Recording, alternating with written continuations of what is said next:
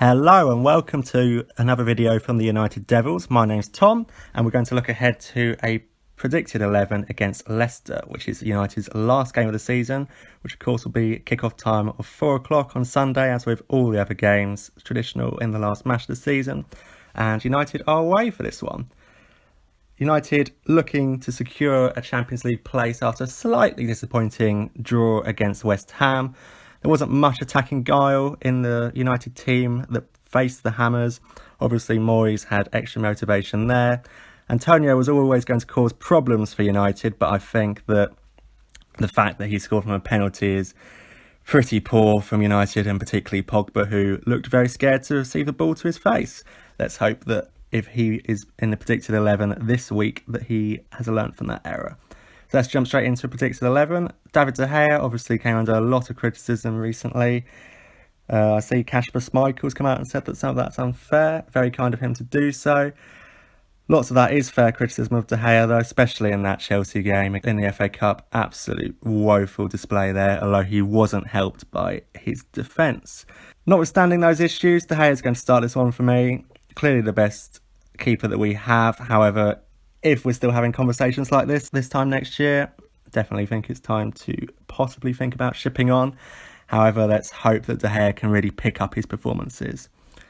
United's defence, back four, almost picks itself. Wan-Bissaka at right back, no doubts there. Dalot isn't good enough for United's level, and Wan-Bissaka has an excellent defensive record. Maguire is going to be paired alongside Lindelof. Bailly obviously sustained that quite nasty injury in the Chelsea game. Luke Shaw looks set to miss out, so Brandon Williams probably feature at left back. Don't think that's too much of an issue, but going forward, I think Shaw's influence in the last couple of months post-lockdown period has been quite high, so he will be missed on that left-hand side. Especially it allows Shaw to go out and hug the touchline and Rashford to come slightly inside. Midfield 2, Matic is going to start this one. He looked a bit off against Chelsea. I think lots of United team are obviously feeling the effects of the tough fixture schedule that has been in play. However, Matic to start this one, he's a very important player for us at the moment, I think. Pogba alongside him, let's hope that he can just not pirouette on the halfway line and he can just play a proper game and show everyone what his real strengths are, which is going forward, pinging passes to the left and right, and showing good vision. Front three, midfield three of Fernandes in the middle, picks himself.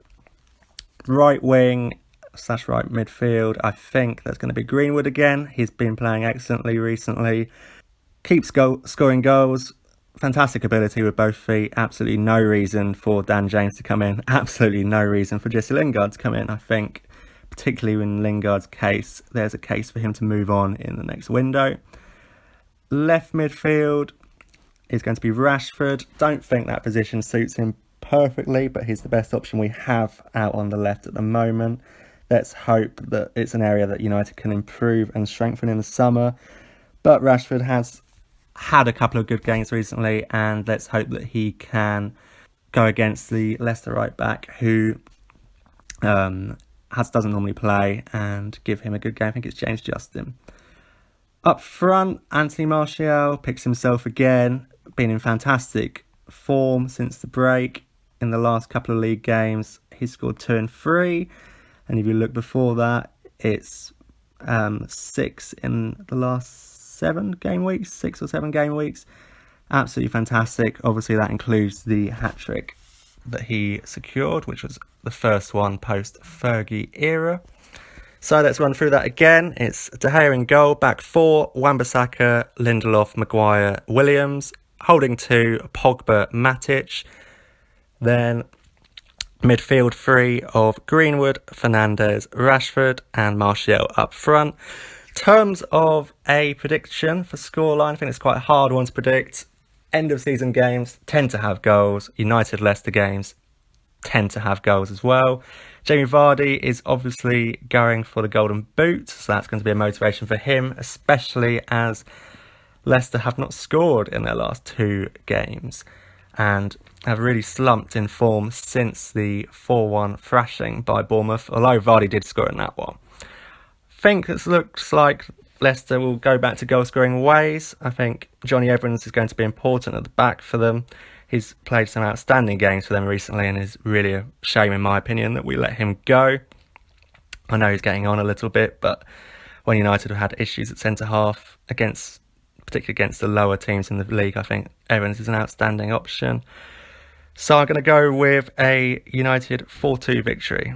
Let's hope for a nice victory, and let's hope they're not too nervous ahead of securing a Champions League place, which obviously makes us all sound like Arsenal fans, you know, top four, but it's the best that Holly can do this year, and I think it would represent a good, successful season. Shame that it can't be coupled with FA Cup success, and let's see how we do in the Europa League, but really, do we care about that much? Let's see. Hopefully a good game. All the best.